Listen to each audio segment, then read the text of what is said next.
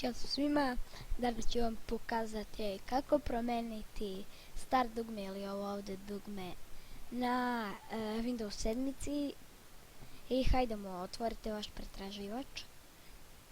Ovaj link ću ostaviti u deskripciji. Tu ćete i scrollujete dole. Evo, kad meni malo laga internet, sad nema veze. Evo, download file, idete tu. Sad čekate i krenut će se skida, evo ga.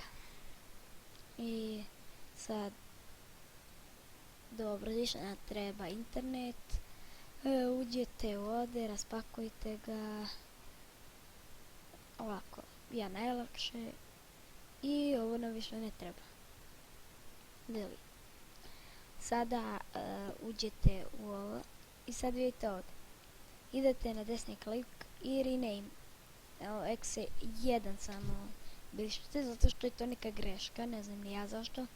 Većini će da se pojavi ovo, najvjerojatnije će većini da se pojavi već ovakva ikona, jest ovakva, ali ako je kao i meni bilo samo jedan izbrišite. Uđete tu, ne, stanite, uvijek sam rekao, trebate obavezno, ali obavezno. Run as administrator, yes, ne znam zašto neće, ali evo. Select change button, evo, tu imate neke 10 sample orbs, sad možete da promijenite. Evo, ja ću na primjer open, sad čekate i vidite, ovo je gotovo i možete slobodno izaći. I to je to, vidimo se u sljedećem klipu.